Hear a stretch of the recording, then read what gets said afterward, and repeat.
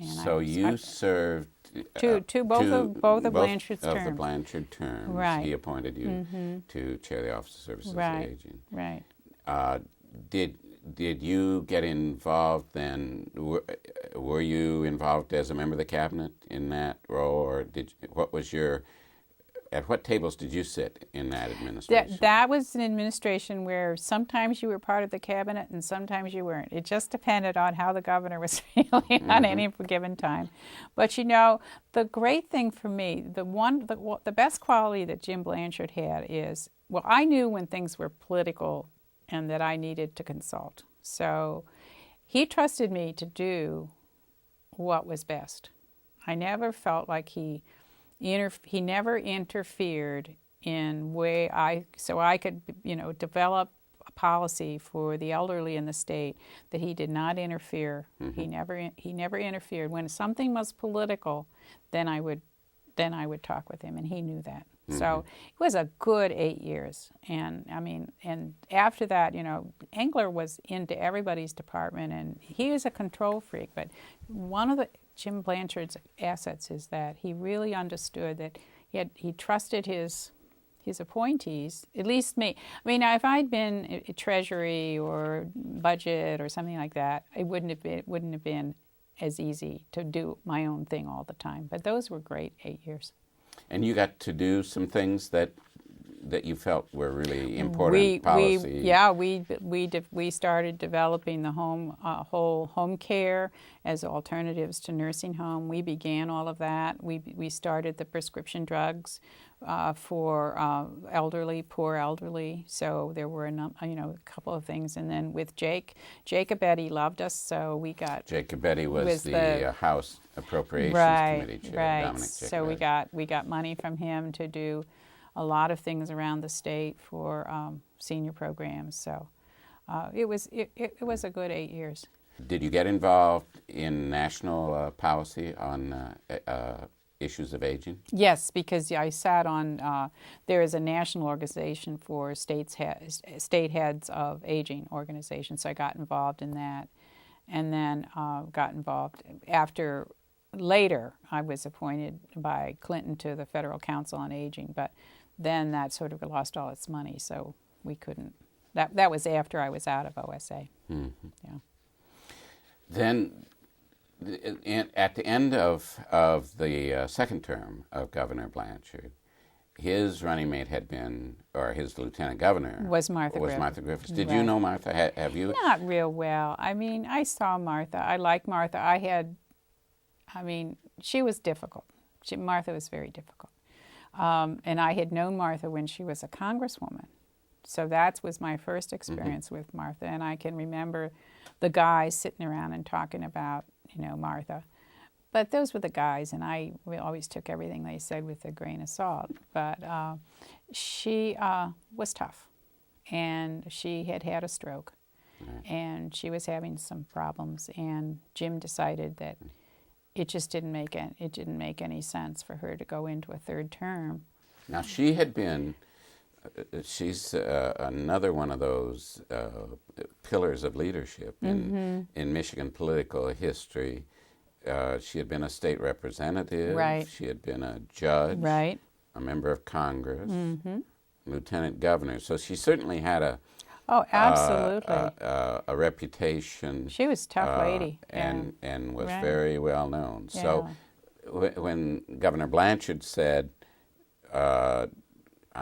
she's not going to be on the ticket, that was not a happy moment for her, as I recall. No, it was not. She did not evaluate him positively. No, she did not. Never again. For the rest of her life, she never did, right?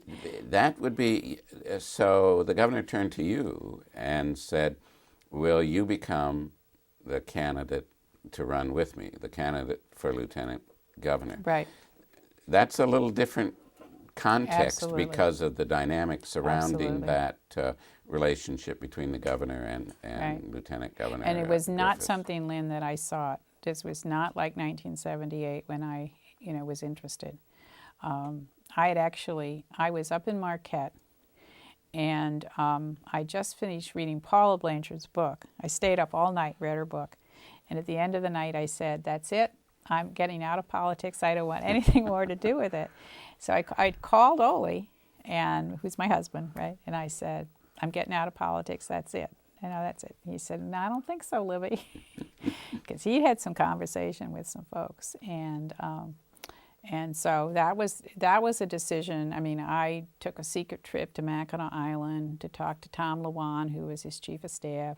Governor Blanchard's chief of staff. Governor Blanchard's chief of staff, and then the governor called. Well, and I got a phone call from Tom Baldini, who was his staff person up in the Upper Peninsula, and things were. I really had no. I can't say I didn't have any control, but I wasn't part of orchestrating any of this. And then got a call from the governor to ask me if I, would run. And it's sort of like, if the president asks you if you'll be vice president, you don't say no. I mean, it wasn't that I didn't want to, but it was sort of ironic that I'd made the decision, no more politics for me. So. Well, say something before we get back into this. What was it that you had read or been thinking that brought you to say, it was I want Paula's out of this? book, and I can't tell you exactly what was in the book, that it was just sort of a recounting of a lot of things that happen in politics, and I thought, it does happen in politics, and, Hers I was want a biographical book about her experience and her experience with the governor serving in office. Right. And it just made me think about, well, what is it I really want? And I decided, well, I really want a personal life more than I have now. Not that I haven't always made very sure I had some, but I want more of a personal life. And then it didn't happen. Eventually it happened, but not, it got delayed. But you caved in. What do you think persuaded you? I really didn't. I mean, it was, as I said, it's just, if someone says, you're what we need, I want, because, and Jim had said, I may not fill out the whole 4 years. I may go to Washington. Just think you'll get a chance to be governor.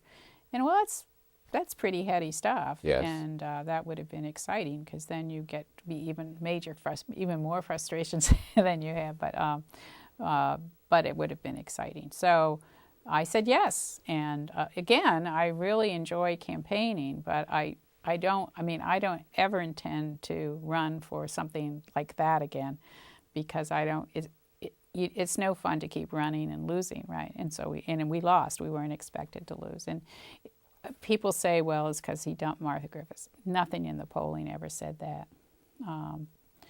Why we lost, I'm not sure. Where we lost, you could say where we lost, but what do you Coleman Young did not get his troops out, and I suspect Coleman Young would probably be the most instrumental in that happening. Mm-hmm. So. When you agreed to run, and throughout the campaign, you had every reason to think that Governor Blanchard would win and re-election over against Senator Engler. And up until the last 10 days, it was there. Mm-hmm. And did you see a time in that last 10 days when you at least in your mind, this was looking now more like a horse race? Well, it's hard to say, because I would get the polling, because they were doing tracking polling, and things were beginning to move. So that's what, So that might have been a harder loss than even the 78 one. It was. Because that was more precarious. Right. And we stayed, we all stayed up. We were down in Detroit. We stayed up all night, and then and then Ole and I headed up to the Upper Peninsula. Right. Yeah. But you really didn't know till the next day. No, because Detroit comes in last, and then the numbers just. And Rick Weiner said the numbers. Rick was part of the campaign, and he had said the numbers just aren't there.